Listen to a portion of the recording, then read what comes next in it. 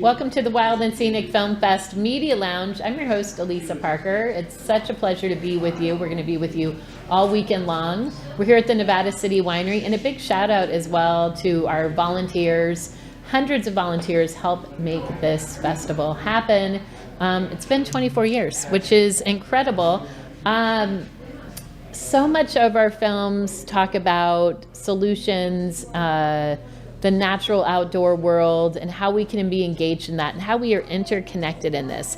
And our next film that we're going to talk about is beautiful, and it really ties all of that, the human story, the natural world, and also when we have to be adaptable in our lives, which is kind of what's happening right now just in general. And the big picture is things crumble down, right? I'm so excited to have Berne with us here, and Gretchen. Welcome. Thank you so much. Yeah, it's so wonderful to have you both here with us. We're so excited to be here. It's such a treat to be in Nevada City and such a treat to be at the Wild and Scenic Film Festival. So we're having the best day ever. Awesome. We are having the best day ever, and we're talking about the best day ever. And, you know, what I love about this film, too, it highlights community.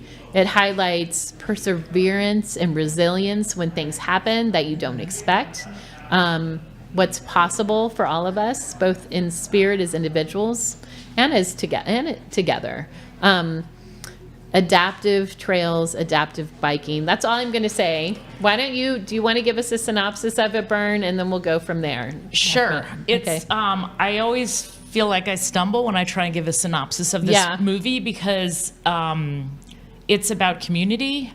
It's about what happens when recreation is accessible to everyone to participate together and how that changes culture. It's easier to say what it's not. It's not a hero story, and it's a happy story. So the film primarily follows two athletes, Greg Dsouza and Ali Bianchi, both from Vermont, and a community that builds the first fully adaptive trail system. Can you tell everyone what that means? Yes. What does it mean, a fully adaptive trail? If a trail is adaptive, it means that someone who's riding an adaptive bike can ride that trail. So it may mean that the bridges are a little wider or the trail tread's a little wider, that there's been some attention paid to camber so that somebody on a 3 or 4-wheel bike won't tip over. It means that there's good sight lines. It means that the berm tails are a little longer. There's a lot of small things. Nothing that anyone who rides a 2-wheel bike would even notice. So it's also about how you can build trails that are accessible for more people and that won't impact the experience of people who already enjoy trails. And we're not talking about just like a flat, easy peasy trail. Oh, no. No, we built a trail network in Vermont called the Driving Range, because there used to be a driving range there. And it's blue, black, and double black trails. We think we built the first fully adaptive double black diamond trail, like intentionally built double black diamond trail.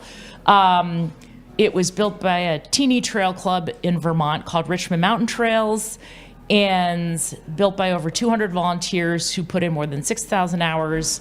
We also raised some money to hire some professional trail builders, and we learned kind of as we were doing it and after we did it that it's, as far as we know, the first fully adaptive trail network anywhere in the world. Wow. Congratulations. And Gretchen, you've had the opportunity to partake and enjoy this adaptive trail. I was learning off camera, you're quite the adventurer yourself, but just can you give us some insight and tell us your first feelings and experience first in the adaptive bike and knowing what you were getting yourself into, if you could just walk us through that. Yeah, to be honest, I had no idea what I was getting myself into, which is crazy. But I think with my injury, like I've learned that going for it is kind of like what I like to do and what keeps me it gives me a sense of like freedom to get out of my wheelchair. And so adaptive biking gives me that sense of freedom, that independence. And so when I was in the bike, I was nervous at first. I didn't know if I would be able to even sit in the bike, be able to hold the bike up just with my level of injury. I am an incomplete quadriplegic, so I do have limited mobility in my hands and my legs. And so I was kind of hesitant at first, like, how would I ride this? How would I get into this? But as soon as I got on the bike, there were so many people around me that were like, we're going to get you in this bike. You're going to do it. You're going to tip over. I was going to ask that. I'm watching the movie. I was like, what happens when you tip over? Exactly. And I think Berne was the first one who was like, "You're going to tip over." I was like, "No, I'm not. I got this. Like, there's no way." And of course, the moment I got on the bike, I feel like 2 minutes later I tipped over. But I think the fun part is like, it translates to real life too, right? Tipping over or having a fall or something in life, happening to you, you just get back up and you start riding again. I think that's important to know right. too. Mm-hmm. How has this been significant for you, both in the community in Vermont and then just this opportunity to participate? Yeah, so I'm actually from Fresno, California, Central Valley, and so I'm far away from Vermont. I didn't even know what adaptive mountain biking was. I didn't even know the difference between a mountain bike and a regular bike, to be honest. And so for me, it's been a crazy adventure to kind of explore different things, but also meet new people and meet other people that are doing crazy things in the adaptive world of sports. I think sport is such a powerful thing for everybody to get involved with because it provides that sense of community, and everybody in the community is so encouraging, and that kind of gives me that special, like, I feel so. Because of my injury, sometimes I feel like my life is kind of like restricted to my chair and the things that I can do. But with community, with adaptive mountain biking, I've been able to explore different things and move forward in different ways. So adaptive mountain biking was amazing, and like I love it. But I've been able to do so many things because of it as well, and that includes adaptive paragliding and hopefully adaptive skydiving in the summer. So, how did you and Berne connect to each other? I mean, this must be an extended family for you now, right? Yeah, it's been so crazy. I mean, I went to adaptive mountain biking camp in Vermont, and Berne just kind of came up to me and was like, "Hey, do you mind if I come over and ask you a few questions about your experience here?" And I was like, "Sure. Who are you, Berne?" She's like, so, "I'm a bicycle cyclist." And now she can't get rid of me. So yeah, I kind of didn't really mention to anyone what I had in mind in terms of this movie. I just engaged people, and I think Ben Knight, who's my co-director, is the only one who actually knew what was going on. Even Greg, who was in the movie, he just knew that I kept being like, "Greg, can I film you a little bit? Can I film you riding? Can we interview you?" And Greg's friends, a couple of them didn't come 1 or 2 times when we had something planned, and they were like, "I thought you were making like a Instagram clip. Like, we didn't know that you were actually making this movie." Like, I've told my girlfriend, like, I'm not going to her triathlon because we've got to, like, I want to be involved in the filming now that I know that you're actually like doing something bigger. So I didn't tell Gretchen what was up. You didn't tell her, and here you are. Well, it's good you're not too far away from us here. Well, the other parts that you highlight in there too are there's the racing that's happening, and like being able to highlight how that can be accessible to everyone. I love is it called the Gregable moments? Because Greg's a big feature in this, and he was kind of the pioneer to get a lot of this going, it seems like. Greg is a program manager for the Kelly Brush Foundation, which is a phenomenal national nonprofit based in Vermont that provides grants for adaptive sports equipment to athletes with disabilities. And Greg bikes at a very high level, and he was the inspiration for the Trail Network. Greg and I ended up on a ride together, just with a group of friends, and I saw this guy who was such a capable rider, but yet couldn't just go ride because the bridges were too narrow. So we did this ride, and every time we got to a bridge, we had to stop the group of friends who was out, and there was probably 10 people on the ride. A bunch of us had to carry Greg across every bridge, and then we continue on.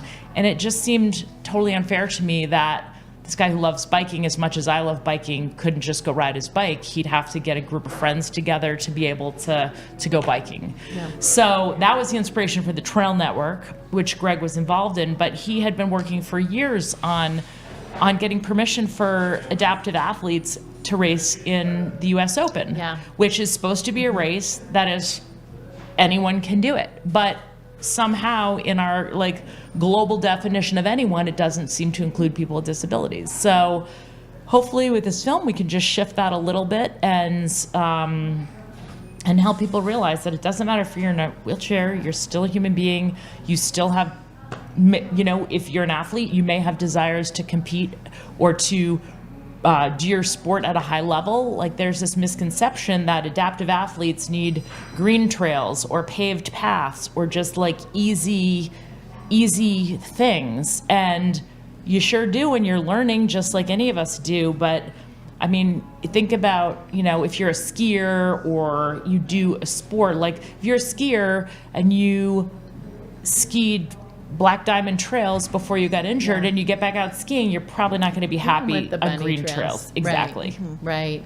And you're going to be touring all over with this, so I'm very excited for that.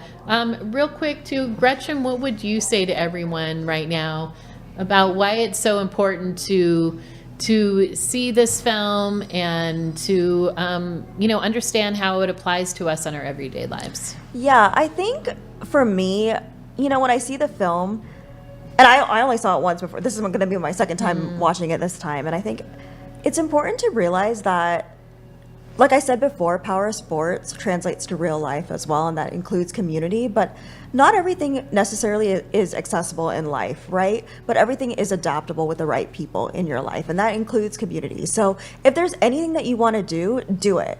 Like however you want to do it scared, do it, by yourself, do it. However you want to do it. There's going to be people that are going to come and help you anyway. And so for me, I think that's the most important part, is like doing things that you love, regardless of your ability, regardless of, who you have support with, because you'll have people come, as long as you go out and just do it. Do it, have the intention, people will show up for you, right. and have your back in this. Yes. Can we put in a tiny plug? Put in a plug. If people don't, if the movie is not screening near you right now, please check out bestdayever.mov. That's our website. You can see the trailer there. You can get one of these cool shirts there.